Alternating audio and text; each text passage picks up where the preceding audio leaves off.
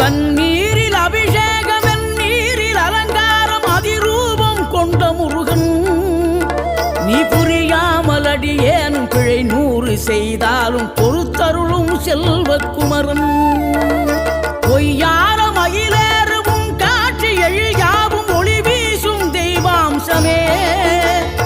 பொய்யான என் வாழ்க்கை புவி மீது நிலையாக அருள் செய்ய வர வேணுமே நீ அருள் செய்ய வர வேணுமே